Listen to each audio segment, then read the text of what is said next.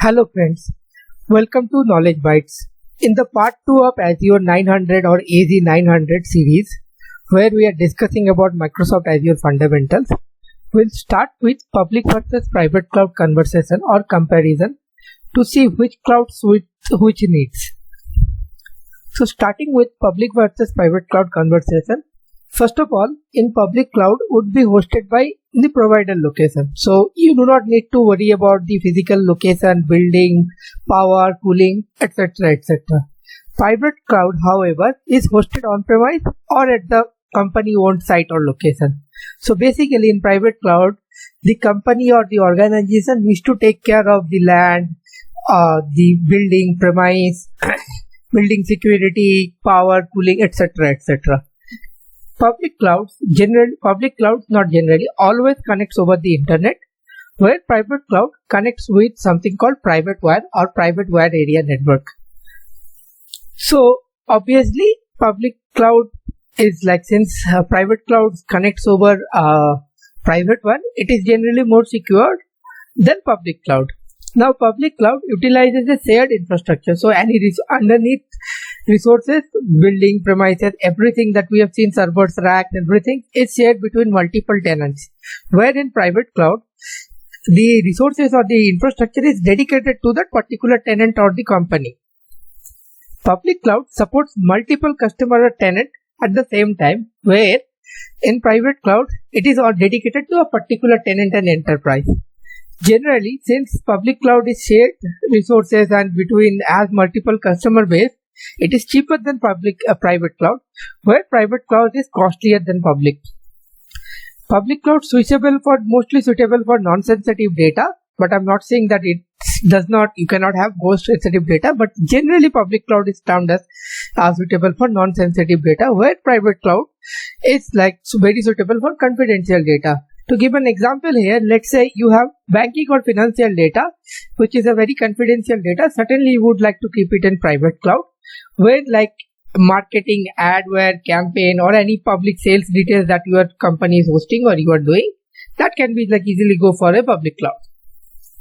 Now, due to the above all points that we have discussed so far, generally public cloud is termed as less secure than private cloud, where private cloud is more secure than public cloud. Obviously, it's things to remember, since private cloud is more secure, it's less flexible or less user friendly to the users, where public cloud is more user friendly towards its user base. In public cloud, you or tenant do not need to do any sort of maintenance, as it would be completely done by the provider themselves. Where in private cloud, all the maintenance, whether it is operating system patching, hardware replacement, building security, building replacement, cooling, electricity switches replacement, or anything, that falls totally onto you or the owning company.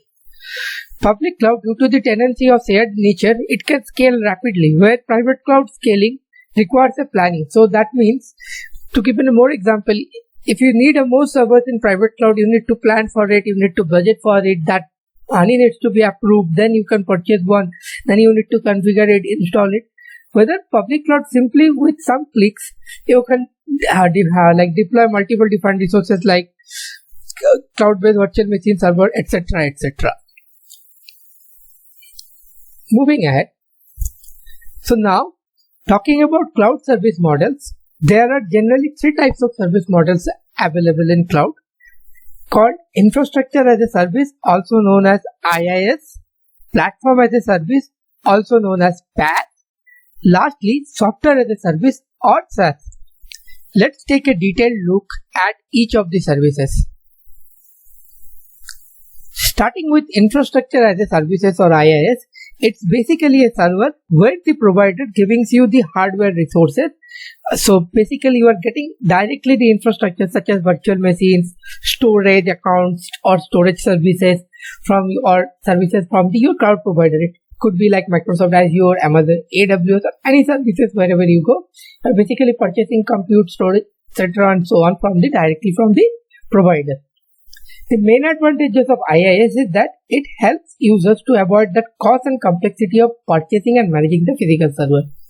To elaborate it a bit more, like I was talking earlier, if you need to set up an application in your on-premise, then you need to purchase dedicated land first of all and put a building on it. Then you have to work on the electricity supply, cooling, and on top of that, all those is done. You need to purchase a rack, you need to install a server, then you have to configure it, you need to configure networking on it, you need to connect the storage services. You have to do a lot of work literally.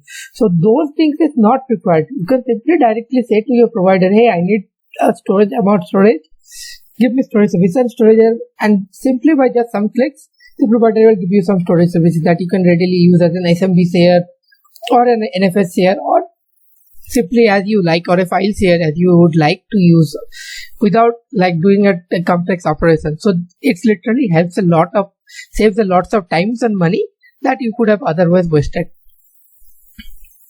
Moving ahead, platform as a service.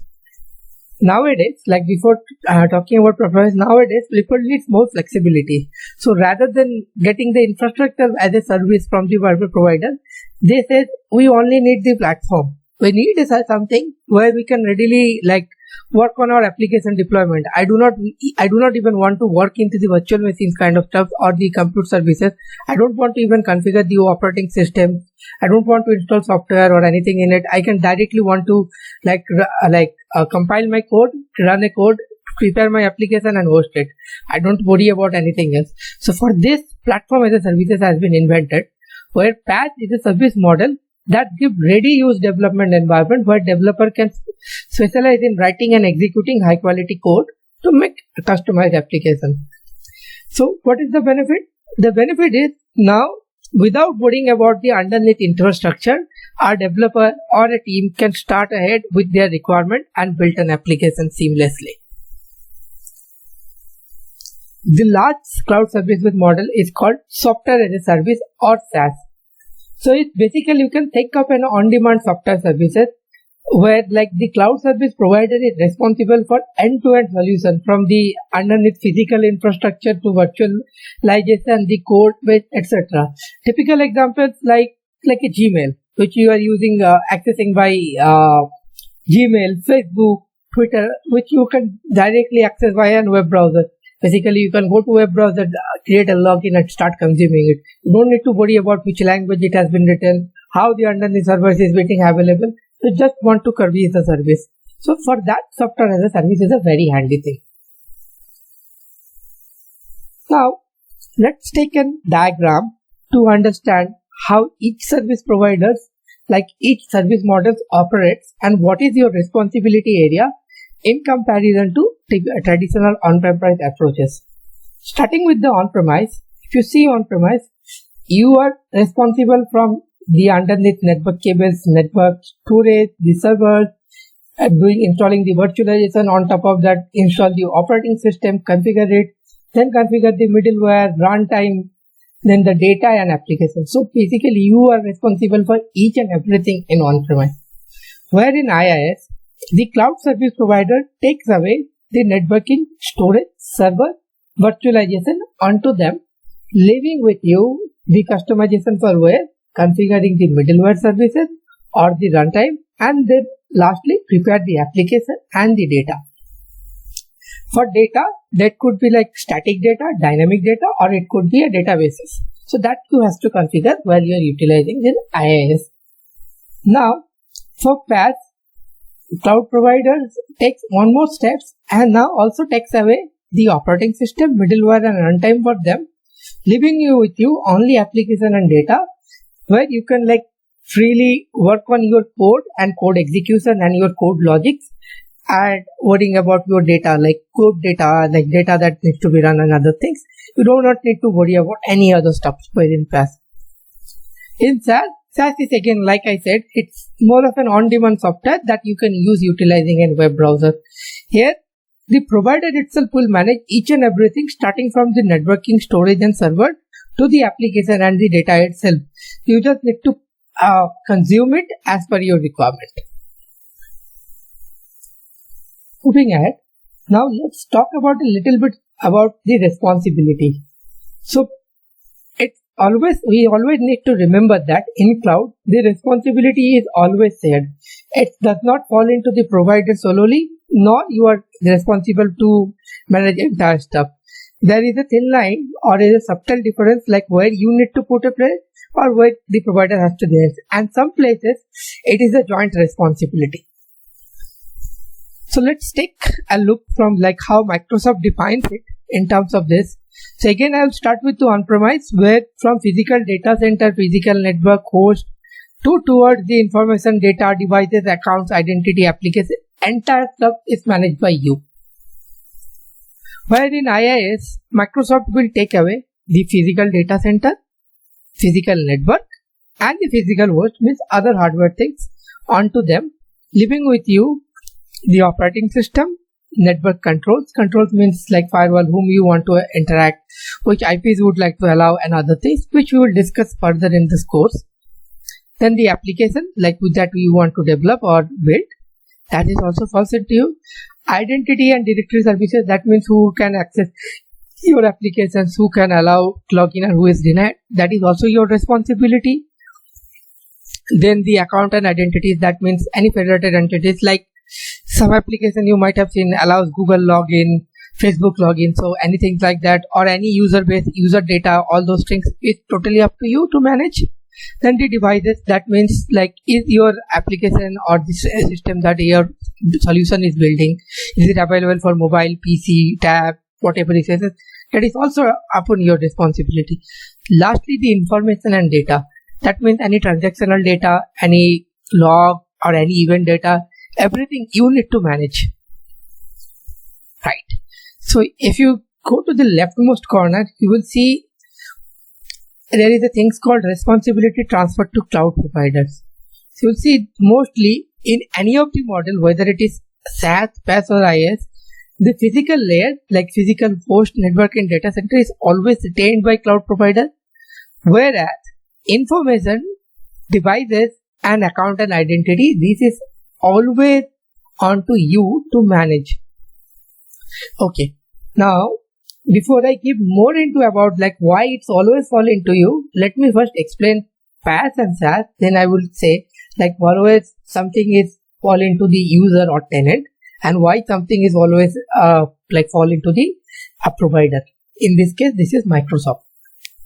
So in PaaS, the joint network controls, application, identity, directory structure is a joint responsibility of both the provider and the user.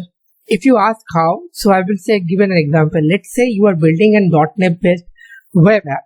Since the web app platform is going to be provided by Microsoft, where you are going to deploy the cloud, so it is Microsoft's responsibility. This app is always available from as a web application, whereas it is your responsibility to ensure the code is working properly. That is why you can understand the application is joint responsibility, right?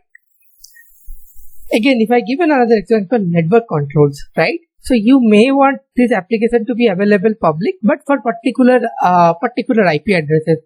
Then here, Microsoft is going to provide you tools which will allow you to accomplish this feature, where you are responsible to identify those IPs or the location from where you want to allow the connections, right? So moving to next options called SaaS. SaaS, here you are only responsible for information, data, device, account and identities, and identity and directory infrastructure is a shared responsibility between the provider and yourself. To give an example, let's take again example of Facebook. So obviously while you create a Facebook account, it's your sole responsibility, right? Your Facebook username, password, you are not going to share it to Facebook, right? Or neither going to post it to Facebook or not going to provide it to Facebook team, say, hey, this is my CRM account. It's you who is going to generate your username and password when you are going to sign up to Facebook. Now, identity and directory infrastructure, why it's a joint responsibility? Now, Facebook is giving you a way to create an account using your email address. Why? You are responsible to choose the username and appropriate password. That is why it's a joint responsibility. Now, talking about information and data, like what Facebook post you are doing or what Facebook photos you are going to upload, is it sensitive or not, is it suitable or not, that is something you need to decide and you need to keep about your data and things. Facebook will never going to delete your photo, or Facebook will never going to delete your post unless like you do the same thing, right? That is why it is solely falls your responsibility. Since we discussed about each responsibility layer in detail, now I think you can fully understand like why physical hosts are always cloud provider responsibility.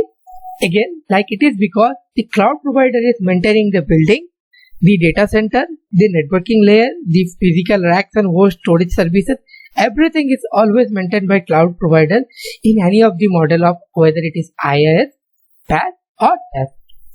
Where mostly in any of the model, whatever you are going to develop, you are responsible or your user is responsible, so directly responsible to protect his own information or data, right?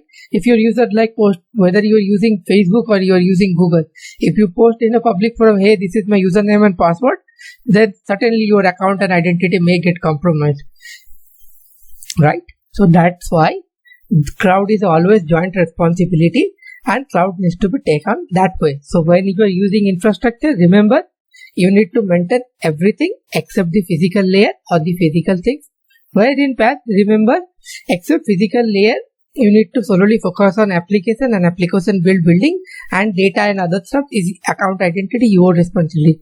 Where in SaaS, your responsibility is to keep your account secure by embracing the best practices that the identity provider is saying. For example, like if you're using a Gmail and if you're using a multi-factor authentication, then you are like enhancing your security and making your like account and identity more protected than ever than a traditional username password combination, right?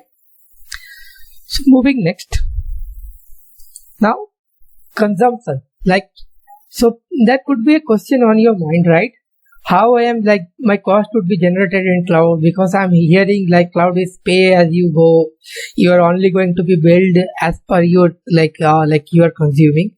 So we'll talk about consumption. First, understand that in IT infrastructure model there are two kind of expenditure. One is called capital expenditure, in short CapEx. Another is called operational expenditure, in short OpEx. Where CapEx is typically one-time and upfront expenditure where you need to purchase like something tangible resources like a land, a new building, a new parking lot, a data center, server, racks, vehicles that you need for transport, etc. are example of CapEx. Where OpEx is spending money for services or products over time. For example, like you are purchasing YouTube Premium, that can be labeled as an operational expenditure. Like another is renting a convention center, you are booking a hall, signing up for a cloud services, all are example for operational expenditure. Now, typically to Microsoft Azure or you can also take it as a generally in any cloud, there would be the consumption model will have offerable few benefits, like there would not be any upfront cost. You no need to purchase or manage any of the underneath infrastructure, and if you do not, because you are not going to use that underneath infrastructure to your fullest potential, or because maybe the underneath storage is capacity of 1 petabyte where you only need 1 GB of data, 1 GB of storage space. So you are not going to pay for that, right? So no purchase required for the underneath storage actual hardware. Then it will give you an ability to pay for only the resource that you have needed and consumed over the period of time. And again, like if you feel something is redundant and unnecessary, you can stop paying for them by decommissioning that, or simply deleting that, or stopping the service. Now moving to the last topic of cloud services is what is the advantage of public cloud services. So when talking about any business outcomes or any advantage, nowadays even a single user needs scalability. That means, like, to give you a very blank example, like sometimes we feel like, okay, if I had more storage, I could have stored more photos, right? That happens to us, right? If you have more compute power, I could have run a newer gaming in my laptop or something like that. So that is one of the advantages of public cloud, scalability. It gives you like on-demand hyperscale environment which you can scale like towards infinite. Like there would be a limit, but the limit is so high that, let's say, like for example, any cloud provider will be offering you a zettabyte scale of storage. So that's like Virtually for an user or tenant, exhausting that limit would be very difficult. And then again, those limits can be increased by raising service tickets and other things. So scalability, one of the advantage of public cloud, which you cannot meet in private cloud or in on-premise environment. Next, cost saving. Since you do not need to manage the hardware, you do not need to purchase it, nor you need to maintain it. So you were reducing two levels of cost. Like one is the hardware cost, other is the maintenance cost. Again, for example, if you need to do an hardware maintenance, you need to do a server replacement, storage replacement, you need some labor. So there would be a human cost, there would be another hardware level cost. So you do not need to do that. Even though the software level things like patching of the operating system and other things, many of those things for PaaS and other models is done by public provider with himself or firmware update. Then few things like, say you want to use SQL or Oracle database services, licensing and everything would be embedded and will come as part of your service-based model. So that's why you can get a greater cost saving. Another thing is there would be an economies in scale. That means there are multiple customers using like shared services. That is why public provider can provide you services cheaper than any other things that you could like think in about on-premise or private cloud. Simplified disaster recovery. That means availability, more availability or high availability. So with literally like few clicks or few things, you can simply like either take complete backup or recover your data to another different region that we will be discussing later in this course. To like simply directly you can recover a backup. So basically you can make your business or your customer 100% or highly available throughout the period. And generally any cloud provider provides you SLA and very good and high numbers of SLA, which would be 99.99996. And mostly, so basically you can, and with combination of best practices, you can simply make your data, your services, your application 100 times available. For giving an example, if you are fond of Netflix, have you ever seen Netflix has gone down or Netflix is unable to stream something? No, right? This is because underneath Netflix is also using cloud services, and by using their best practices and other things, they are always available. Next, resource optimization and less maintenance. Like many of these things, like that is time intensive, error prone, requires planning, budget, money, manpower, that cloud provider is taking away from you.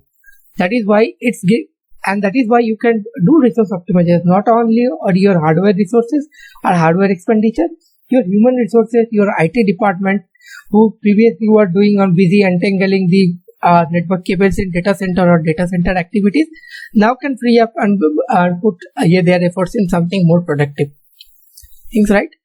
Last but not the least, the biggest advantage I think cloud is like you can go global in minutes. That means, let's say you are having an office in India or your business in India and you need to go global. You want to set up something, host something to Australia.